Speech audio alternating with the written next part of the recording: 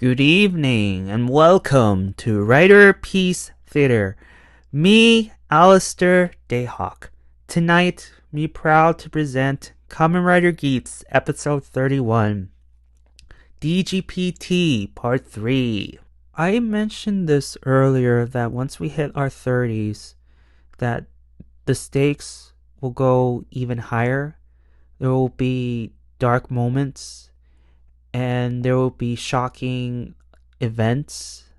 And this episode really takes the cake because not only we know the truth behind Ace's birth, also there's 2 deaths in this episode, if you count one of them, that is. But he will be back, obviously. But for right now, there's 2 deaths.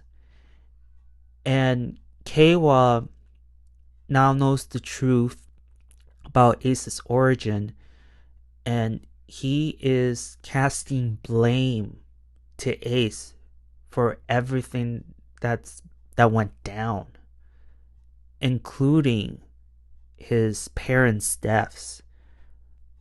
And why, you may ask? Well, I'll let you guys know. But this episode, even though I have one issue with it, it's another great episode. And yeah, this is a sign that worse things, more tea will be spilled in later episodes. And eventually we will get Ace's final form.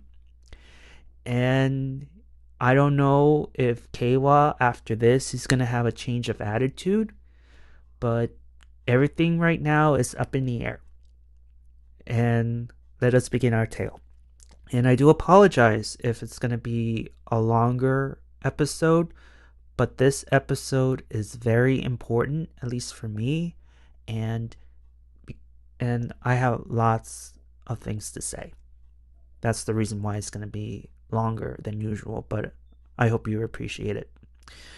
So the episode begins with evil greenhouse man, and remember, like I said last episode, that he's going to use his blood, and that's pretty much foreshadowing what's going to happen to him. And thanks to chemistry, he managed to create this blood water. It's clear water, of course. It's not actually blood, but he managed to create this fertilizer, this blood water, and apparently it worked. He used it on the monster and he gets a new arm. And he gets all happy and giddy. And we head to Azu 2.0 and Michinaga. And they're like, it's time to announce the third and final game. Which leads to Keiwa and Sarah. And this is where they were about to have lunch. And Sarah mentions Neon. Neon has not done any live streams at all, and she is worried. She has not seen an episode, and she's all, oh, Neon, what happened to her? Oh. And Keiwa is just sitting there, just like, he doesn't know either. Because the last that we saw Neon, she won, but we see her get carried off by Kiru, and during this episode we never even heard from her. So Ace and Keiwa don't even know where she is. I believe they don't even know if she's still part of the tournament now. So anyways, they're about to eat. The ground shook, assuming there was an earthquake. They go outside, and then all of a sudden you see this huge dome, and then all of a sudden this dome takes a bite out of this small portion of the city and takes it up to the sky. And then you see this weird monster, this winged monster being, and of course Squidward appears in the shape of angels. They're dressed as angels, and they end up chasing, the people. And luckily, Keiwa is there and try to hold off the squid angels.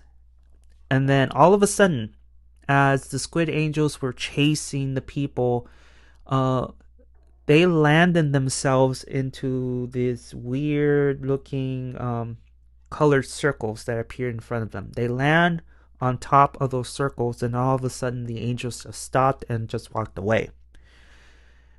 And it was confusing even for Kay. Was like, what's going on? Assuming that they're safe for now at least, but no, the circles will not help save their lives at all because there's a twist. Um, the god that just flies around the city declares, its decree. Like, it's a heaven and hell game. Those who want happiness be in the circle. However, if the goddess chooses a colored circle, the person or people unfortunately will be sent to hell. How, you may ask? Well, it goes by, okay, the goddess said, okay, I'm gonna decree the red circle. The people who are in the red circle are sent to their dooms. 300 style. For those who've seen 300, already knows what I'm talking about. So they get sent to their doom. Luckily, Keiwa saves Sarah and two other people who were in the red circle. So luckily he was there to save them. Unfortunately, he meets with more squids. He is attacked by the two monsters, Rook and the other monster. So he is fighting a one-man. He's fighting like an army, a one-man army thing. And then it leads to Ace. He comes in at the nick of time, but he was in a different area, and he witnessed this woman almost falling into her death. And then Michinaga steps in, and of course they have their mini fight. And then, luckily for Keiwa especially, since he's the only rider there, Neon is nowhere to be found. The goddess declared that, yeah, the first trial has ended. We will come back tomorrow at noon.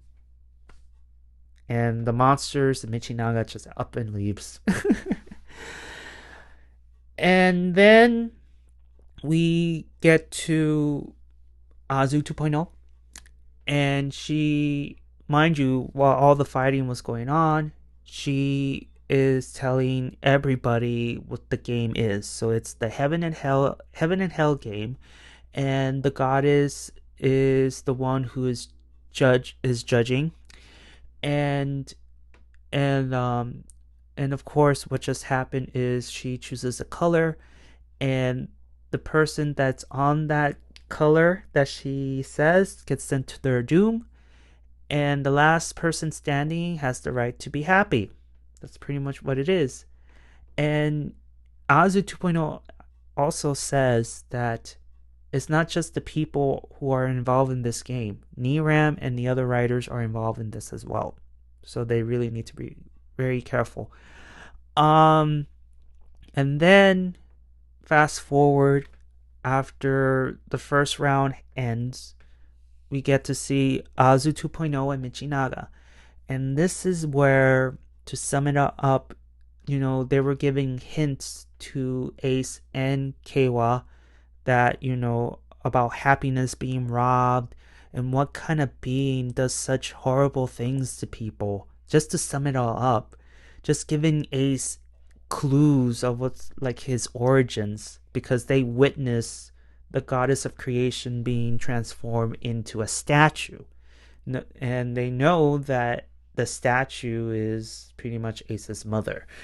So they're giving off clues, and plus just telling him that your mom is horrible human, is a horrible human being. No, She's a horrible goddess. She is using stolen happiness to recreate the world and giving it to the victor of the tournament. Like, just to sum it all up. And Kayla is just listening in. And he went to Kermit the Frog and just wanted some answers, some confirmation based on what Michinaga and Azu 2.0 has said.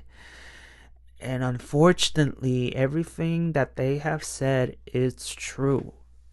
And he told it in a way that there's a reason why his parents didn't get brought back to life the moment the world was remade.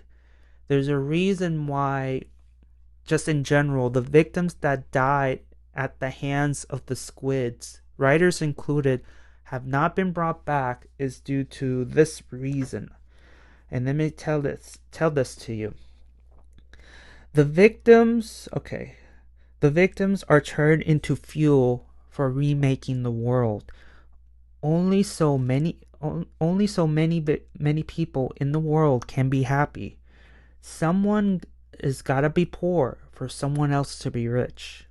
Any happiness quote unquote lost to the DGP is banked for the next god of desire to be crowned. Yeah, so it's been confirmed that all those fallen victims that have been killed by the Jimotos are being used to not only to recreate the world, but to store it up and give it to the victor of the tournament, to not only to feel happy but also to fulfill their wish. And can you imagine, Keiwa? The reason why his parents are not alive today is due to the fact that their souls, you can say, are being used to give the victor their happiness and to remake the world. And you can tell by Keiwa at the end of it, he is very upset. This game is stupid. This is just so wrong in many levels. Which leads to another important scene here. Ace meets up with Niram, and this is something that you guys may have missed, but I saw it and it was pretty funny. Is that Niram was about to double dip. He was about to double dip, and his assistant was like, "No, don't do it. Don't double dip." And he was confused, like, "What? I can't pour more teriyaki sauce or whatever it is. Like, what?" He was confused, but he was like, "Okay, I guess." I'm like, "All right." And then things get very serious with Ace.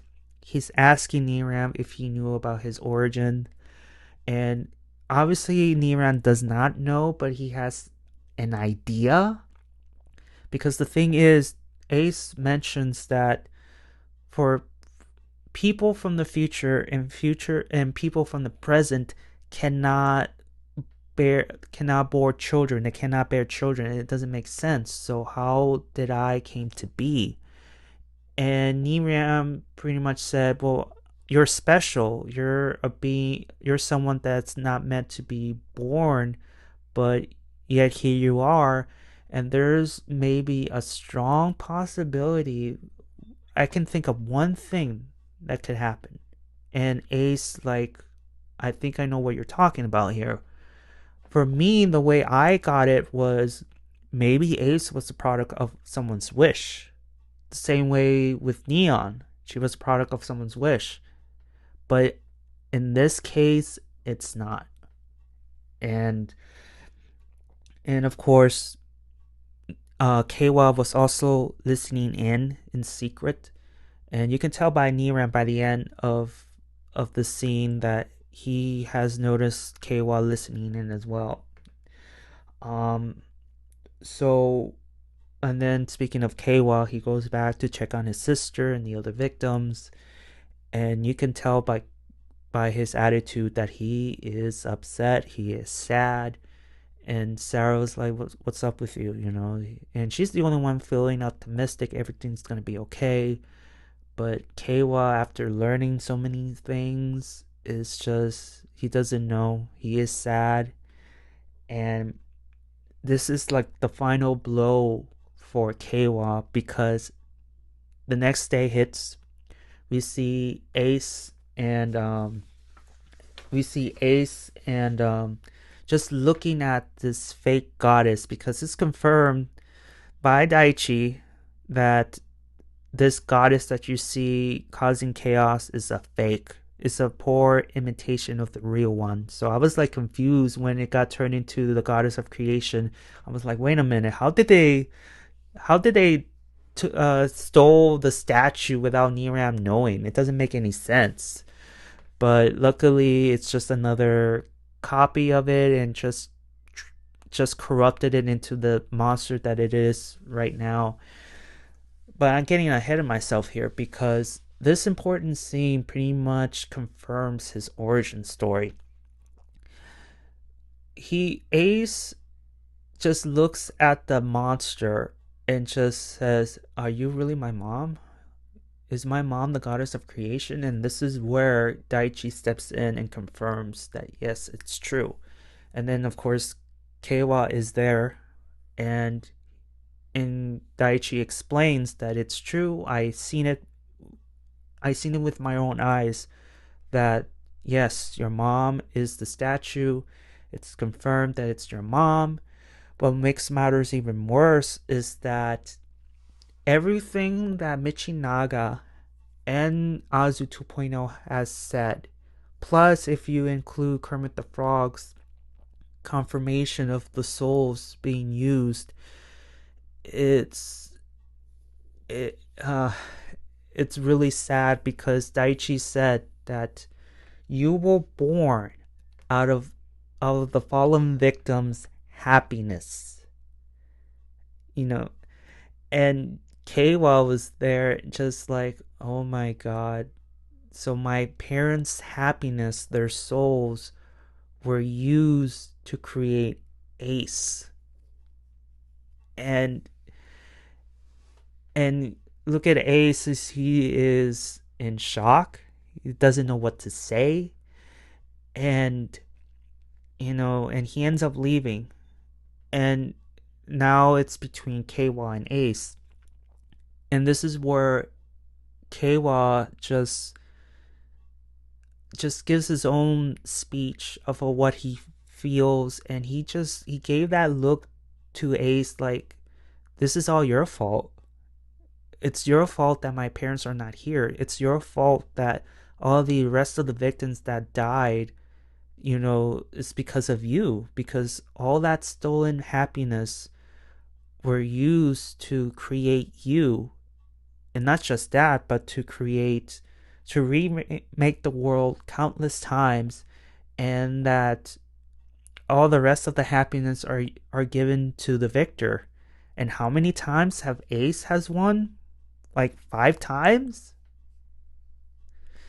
Yeah, I mean, he's casting blame on Ace, but that's, to me, this is where I defend Ace. Like, this is unfair. I mean, Ace didn't do anything wrong. He just knows now that, for one thing, I found my mom, but then my origin, how I was born, is due to the stolen happiness of the fallen ones. I mean, what would you do in Ace's shoes? And again, he's the Anakin Skywalker of this story, because Anakin Skywalker, he was a product of the Force. If you want to involve Darth Plagueis into it, okay, that's fine. But at the end of the day, he was the product of the Force. He has no father. He had a mom, but he had no father. Whether he knew that the father was actually the Force itself, I don't know. But when he was growing up, being a Jedi Padawan, he viewed Palpatine as a mentor and, more importantly, as his father. In terms of Ace, he has nobody. He had a mom. He was trying to find her. However, the dad, he never mentions his father. Hell, I mean, like, will Yuya ever mention the father? No, because again, he was born out of people's stolen happiness. And again, with Keiwa, I believe it's just unfair to cast blame on Ace when he just barely knows, he's in shock, man. But at the end of it, Keiwa said, "You know what? I'm gonna be the hero. I'm gonna be myself. I'm gonna save people, save people's happiness. Who he's gonna save people regardless of who they are." That's generally what he said before he left. And round two begins, and this is where we get the tail end of the episode, where the angel squids come in and they are chasing the victims to the circles. And this is where again, you know, the fake goddess says, "Okay, the people who are in yellow circles, you get to die." And this is where Sarah comes in, tries to save one of the victims, and then one of the squids jumps in, steps on her hand, forcing her to let go. Luckily, Keiwa came in, saves them both. Unfortunately, he placed the victim to another circle, but this is where the JGP cheated. They end up changing the color, and then all of a sudden, in this scene, the same victim, mind you, she was a student, she ended up switching places with some random dude and just threw him into the pit. And Sarah and Keiwa were in shock, like, what the hell just happened? And she's like, "I'm gonna be the one left standing. I have a right to happiness here." And then, the fight begins. Keiwa was fighting Rook and, of course, the other squids, because, again, Neon was nowhere to be found, so he's the only one there. And Ace is just, he didn't show up at all. He is still in shock of what he knows now, and he doesn't come in and help Keiwa. However, he doesn't help Keiwa at this moment, and which leads him to defeating Rook by throwing him into one of the pits. But then it leads to Michinaga, and he has this evil speech, and he ends up, throwing him into the pit. But he ends it with, "I'm not going to give up. I will still defend people's happiness." And of course, Michinaga's like, "Really? You're going to be fuel for my happiness, for my desires." And he ends up throwing him into the pit, 300 style. And you see poor Sarah just witnessing her own brother being thrown into this pit. And you get into this cutscene where he's slowly falling, and he ends up transforming into these bubbles and being sucked into the crystals. And then after that sad scene, Ace is looking at the city, at the sky, and again he sees all these other victims just falling and getting turned into bubbles. And then we get to see Michinaga, and Michinaga says that Tycoon has been dealt with. Now it's you and me. And again, Neon is never to be found. Like, we don't know what happened to her. Is she still involved in the tournament? Did she quit? There was no answer. But Michinaga claims that it's between him and Ace. And then after that, it's Niram. But the thing is too, even let's say Michinaga does defeat Ace. There's no way he will beat Niram because of what happened the first time. He was creamed. So I don't know how different the outcome is gonna be with Niram, being he's not OP, but he is strong. So I'm just gonna say Ace is gonna be the one to beat Michinaga again. And then he's gonna be declared the god. I mean, the god of desire, I guess. I don't know, but it's strange how if he does win, Neon is like they just released Neon. We don't know where she is, but okay, that's fine, I guess. Um, that's the only gripe I have with this episode, by the way. Just Neon not being present to help Keiwa and Ace, and just knowing the truth and all that stuff. We don't know what happened to her. And then, which leads to the final scene, Pandora's box, as I like to call it, because remember, it's a lot of foreshadowing that happened, and it did happen.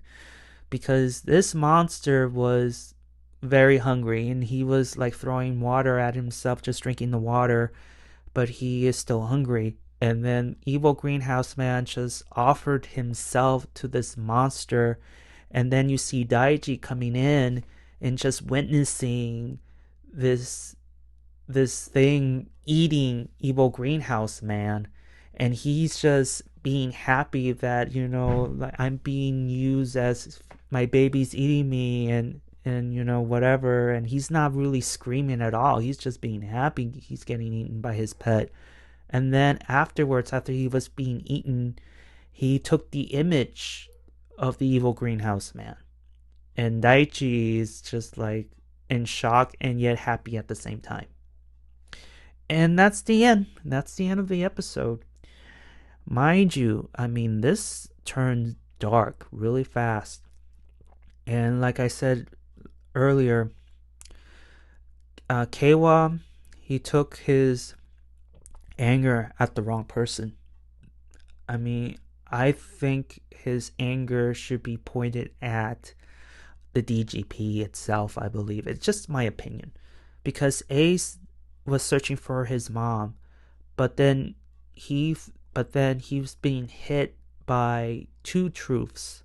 For one thing, his mom is the goddess of creation, and the second truth is that he is the product of people's stolen happiness. And to think that he is a product of the victim's stolen happiness, it could really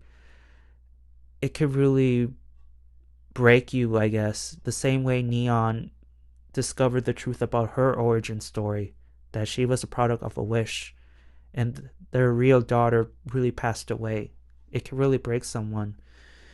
And Keiwa, he's gonna be back, but I think this is where Keiwa will have a change of attitude. I think that he will cast his rage on both Michinaga for throwing him on that pit, and two, at Ace, just because he's the reason why all of this is going on. But more importantly, he is the reason why my parents are no longer here with me and my sister.